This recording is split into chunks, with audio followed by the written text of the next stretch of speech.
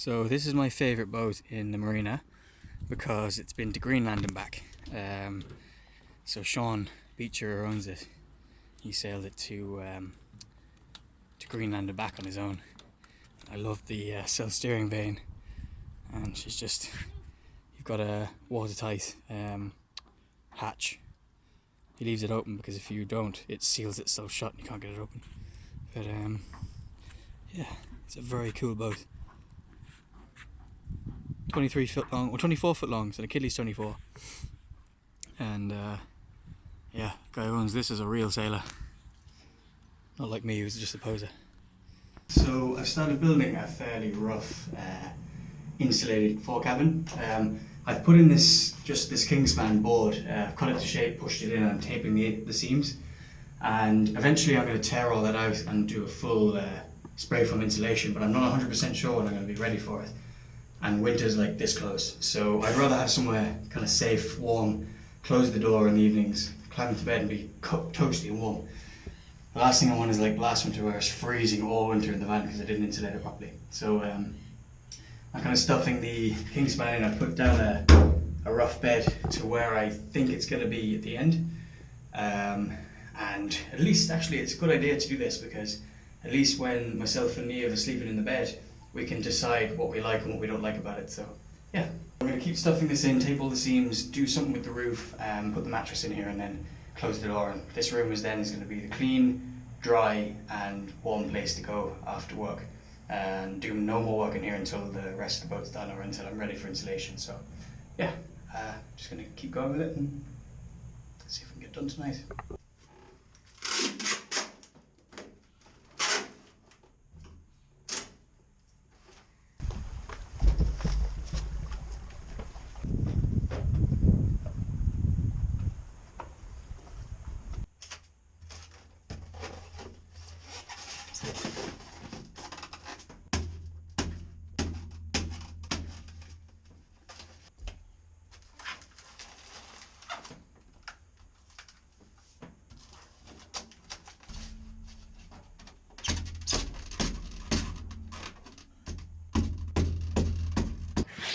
So now I've settled down in the new marina.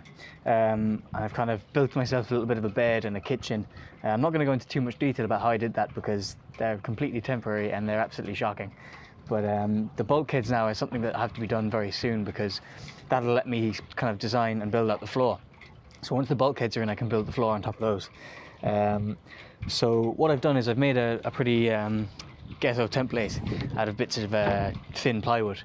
And what I've done is I've got the shape of the hull and all of the different angles and stuff like that, all the heights, everything is set on this template. And then I'm going to cut it out of 18mm birch ply and I'm going to epoxy coat that ply.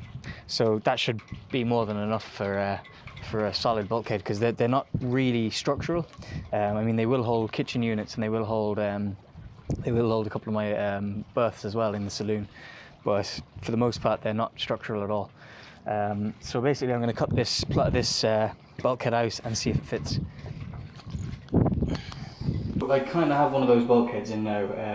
I'm not 100% happy with how I've got them to fit around the stringers, and I couldn't do it in one piece because basically I can't get a piece wide enough through the companionway, and I could cut the bottom here, but I don't really want to. So I'm going to scarf another piece in here or join another piece in here, and it'll be painted anyway, so you'll never see the join. And the edges are all going to be foamed. So this bulkhead is going in before the foam because I want it to be strong. So the foam's going to cover up the edge there anyway, and I'm going to coat this with epoxy on the edges anyway, and there'll be a trim, so you actually won't be able to tell it's plywood when I'm done. But yeah, so I've fitted it to all of the stringers on the corners. The shape of it actually is good, so it does shape to the hull quite well. And you just have to make the piece that goes in here, but overall I'm going to call it a success. So I did manage to get a bit of a curve here as well, and I'm going to do the same to here and put a handhold here, so there'll actually be a handhold there. But the bulkhead now is going to be bolted to this compression post, and I'm going to bolt the bulkhead all the way along here as well. So I can bolt it to the edge there, and I can bolt it to the string here as well, and the tops with some L brackets. So once it's foamed in, that thing is going to be seriously strong, and yeah, overall I think that's okay. I will do the other side now as well. But yeah. This is my kind of kitchen slash worktop. I've got a little fridge here now, and I've got a microwave, and I've got a gas cooker, and my sink is here as well. So yeah, I'm able to cook some decent meals here, and it's nice to actually have somewhere to stand and make something to eat. It's a big change to the van. This is why you can't use a level on a floating boat, because it just keeps moving. And today isn't even windy. So yeah, that's why you can't use a level. And that is the port side. So what I did was, when I had this one kind of made, I bought some really cheap 5mm ply, and I made the template. I made that again, but I made it out of cheap stuff so that I could trim it and kind of get it to fit a bit better. And I'll show you what I mean by the stringers.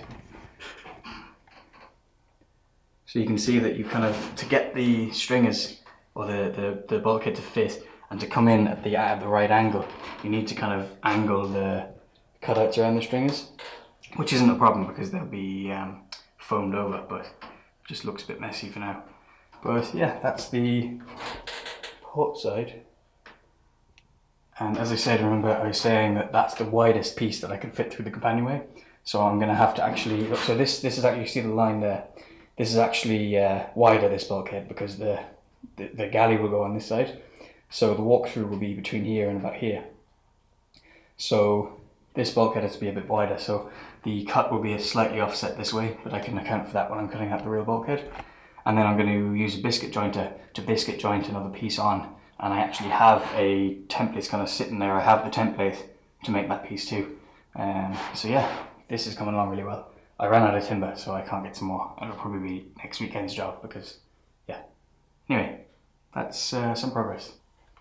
Now that I've run out of plywood, I do have a load of 2x2 timber, so it's just pine. And what I'm going to do is I've kind of been cutting pieces out that will fit in the gaps here. And I'm going to put loads of these in because I don't know exactly where things are going to go. So I'd rather be looking at them than looking for them. So what I'm actually going to do here is kind of what you normally do is you bolt these to the stringers, but it's really awkward for me to get a drill in there and stuff. So what I'm actually going to do is I'm going to use like a polyurethane compound, it's called Stixol. And what it does is you can actually glue these stringers in, or these battens in to the stringers. And before anyone says anything, I've actually tested it, and I tested it there on the bulkhead, and yeah, it's rock solid. So I cannot get that to come off, and I haven't even used that much, and it's only been on there for a day. You're supposed to leave it for 2 days to cure fully, or it's like 28 hours or something to fully cure. So that's not even fully cured. I think it's been 12 hours, and that's not coming off unless I really hit it. So if you think about these, will all be glued in. So they'll all be glued into the stringers, but then they'll have 2 inches or 3 inches of foam completely holding them in as well. So it'll be holding it from there, and it'll be holding it from the top as well. So yeah, those aren't going to go anywhere. And once everything's in, so once this unit's in and once it's in here between the 2 bulkheads, the whole unit will be bolted in, and there's not much force pulling it that way. And the boat shouldn't flex too much because it's steel as well, so that's going to be more than strong enough. Yeah, that's absolutely fine. So yeah, the next couple of months really are going to be spent getting the boat ready for installation. I have a guy who's planning on coming down this week just to see the boat and view it. Give me a quote, things like that. So just things to bear in mind as well as, will I need to sand this coating, things like that to make sure that it bonds properly. I also need to put all those bits of timber in for the battens to kind of screw the interior to. I need to make sure all the bulkheads are completely square to one another and to the floor. Because it kind of makes more sense to me that if all the bulkheads are square to one another, I can make the interior and it'll fit straight in without any problems. And that's the theory. So I'm not sure. I mean, people always seem to say that it's really hard to build a boat interior because everything's non-square. So if I can try and make things square to each other, at least to one another, it should be a hell of a lot easier. One thing I have been meaning to say for quite a while is how thankful we are of people kind of, joining us on Patreon, because that actually makes a big difference. And we get a bit of money now from Patreon, YouTube adverts, and especially the coins as well, the coins from SV Seeker, they actually we bring in a bit of money every month now that it actually helps to pay for small things, you know, like if you need timber or things like that, and every little helps, and it does make a huge difference. So anybody who even watches the ads, if you watch the ad the whole way through on YouTube as well, we actually get paid for that, and it's a really nice help. I make the habit now of watching the ad the whole way through, especially if you're watching your other boat building channels, is to watch the ad the whole way through, and the person who's made that video actually gets paid for it. If you don't watch the ad, the person who makes the video or puts the video up doesn't get paid for it, which is it's really helpful if you do watch them. Now, if watching kind of someone build out the interior isn't really what you're after, and you're after more steelwork, there is another YouTube channel, and they're kind of near the start of their build, and it's Lady Jew. I'm going to put a link in the description, and it should pop up here as well. They're building a boat from scratch, a 44-foot diesel duck, and if you want to see someone building a steel boat from scratch, from the ground up, that's a channel to get involved with now, I think, because you know they're really starting to kick off. They put their stringers in now, and I think they're hoping to plate over the next few months as well. So it's a really interesting channel to watch as well. I'm going to stop rambling now, and I'm going to make some dinner, and I'm going to get ready for the week because I'm supposed to be at work tomorrow. So yeah, I'm going to make some dinner, and I'm going to try and get this video out, and I will see you in a couple of weeks, maybe, hopefully.